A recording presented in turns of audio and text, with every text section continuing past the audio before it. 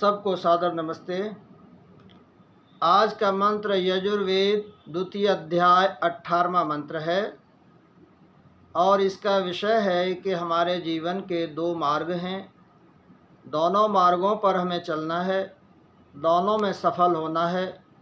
तो आइए सर्वप्रथम इस मंत्र का पाठ करें। ओम सं स्रभागस्ते बृहन्तः प्रस्तरेष्ठाः परिधेयाश्च देवाः इमां वाचमभिविश्वे गृह्णन्त आसद्यस्मिन् बहिर्षिमादयध्वं स्वाहावाट्। ये मंत्र है और इस मंत्र की जो व्याख्या है वो इस प्रकार से है। मैं प्रभु को कभी ना भूलूं, उसको भूलने पर जीवन में कुछ भी शेष नहीं रहेगा, सब बिखर जाएगा। इसलिए उस ईश्वर को कभी भी ना भूलें। संश्रिवा भागास्थ श्रुगतौ भज सेवायां तथा उत्तम सेवम पूजने वाले बनो, उत्तम गति वाले बनो। उत्तम गति की यहाँ चर्चा की है।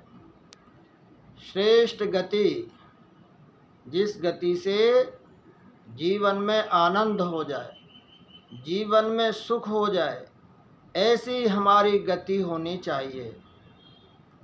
संसार में दो प्रकार की गति हैं, एक आध्यात्मिक और एक भौतिक। एक गति वो है जो परमात्मा की ओर लेकर के जाती है और दूसरी गति वो है जो संसार के सुखों को दिलाती है। संसार के सुखों की ओर जाने वाली गति, जिसका साथी शरीर है, शरीर से संसार के सुखों के संसाधन इकट्ठे किए जाते हैं।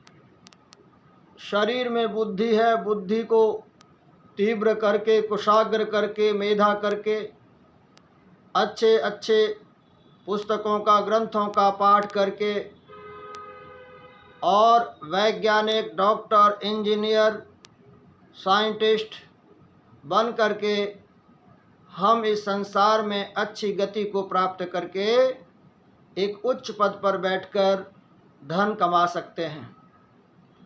उसी धन से अपने जीवन के समस्त सुखों को प्राप्त कर सकते हैं, खरीद सकते हैं।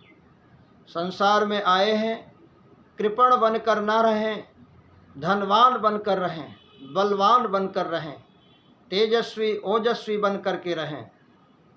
इसके लिए इस संसार में पुरुषार्थ हमारा संसार के सुखों के लिए होना चाहिए और वो पुरुषार्थ शरीर के द्वारा ही संभव है, शरीर के द्वारा ही होता है। हम सब शरीर से मेहनत पुरुषार्थ करते हैं, खूब स्वाध्याय पढ़ाई करते हैं, अध्ययन करते हैं, काम करते हैं, कार्य करते हैं और उसके फलस्वरूप धन प्राप्त करते हैं। जैसे संसार का धन हमारे मन को खुश करता है, प्रसन्न करता है, संसाधन हम इकट्ठे कर लेते हैं, ऐसे ही दूसरा हमारा जो गति है वो आध्यात्मिकता की ओर होनी चाहिए। पहली गति क्योंकि संसार में है, संसार साधन है, साधन को भी इकट्ठा करना हमारा कर्तव्य है, धर्म है, क्योंकि साधन के बिना सुख नहीं है। इसलिए इसके साथ दूसरा चरण आता है कि हमारी गति आध्यात्मिक होनी चाहिए और आध्यात्मिक गति के लिए हम ईश्वर के दास बन कर के रहें, ईश्वर की भक्ति करें। जब तक ईश्वर की भक्ति नहीं होगी तब तक हमारा उद्धार भी नहीं होगा, तब तक हमारा भ्रम दूर नहीं होगा, तब तक हमारे संकट, कलह, क्लेश भी नहीं कटेंगे। क्योंकि संसार में केवल सुख तो है पर आनंद नहीं है। इसलिए निश्चित आप जाने कि उत्तम गति वाले हम बने और वो गति हमारी होनी चाहिए प्रभु प्राप्ति के लिए, जिसका सहायक हमारा जो आत्मा का सहायक है वो मन है। मन को शुद्ध पवित्र करके, बुद्धि को शुद्ध पवित्र करके, इंद्रियों को शुद्ध पवित्र करके प्रभु का भजन करें, जिससे कार्य हमारे जीवन में अच्छे हों। तो उत्तम गति का साधन क्या है? उत्तम गति का साधन हमारा प्रभु का भजन है और अच्छे कार्य हैं। ये उत्तम गति का साधन है। आगे इसी मंत्र में कहा, हे ईश्वर, तुम्हारी प्रेरणा के द्वारा तुम अपना वर्धन करने वाले बनो। मेरी जो गति है, मेरी गति तुम्हारे बिना पूर्ण नहीं हो सकती। मैं चाहे कितना प्रयास करूं, परंतु आपका आशीर्वाद नहीं होगा, वर्धस्त नहीं होगा, आपका मेरे ऊपर हाथ नहीं होगा, तब तक मैं गति नहीं कर सकता। इसलिए आप मेरे अंतरात्मा में मुझे ऐसी गति दीजिए, ऐसा मार्ग दीजिए, ऐसा ज्ञान दीजिए जो कि मेरी आत्मा को चमका सके और आपका भक्त बना सके। ऐसा ज्ञान आप मुझे दीजिए।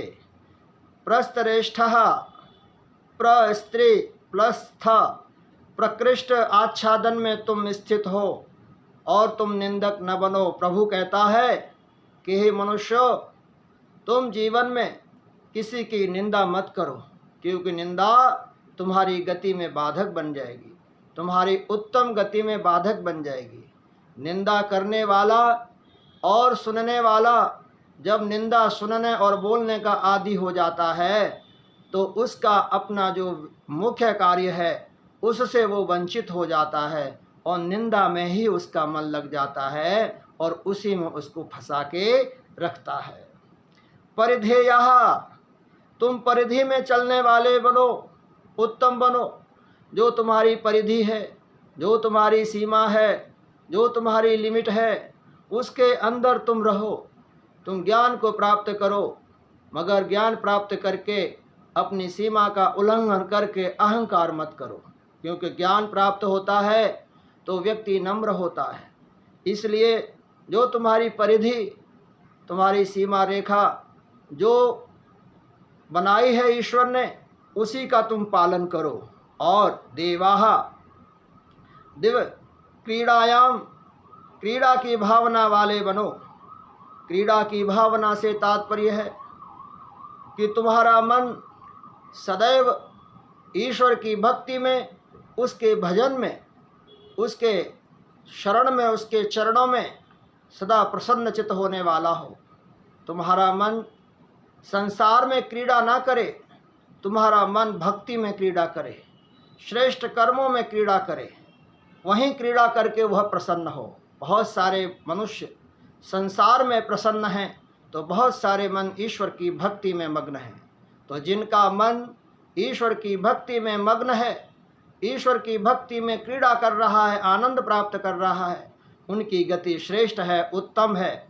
उनका मार्ग श्रेय मार्ग है और वही मार्ग उनका उस लक्ष्य तक ले जाने वाला है जिसकी बात इस मंत्र में कही है। इमाम वाचम, इस वाणी वेद के संदेश को तुम स्वयं अध्ययन करके इस वाणी से ऐसे प्रसारित करो जिससे तुम्हारा इष्ट प्रसन्न हो जाए। इष्ट प्रभु है और इसका स्तोत्र करने से वह प्रसन्न होता है।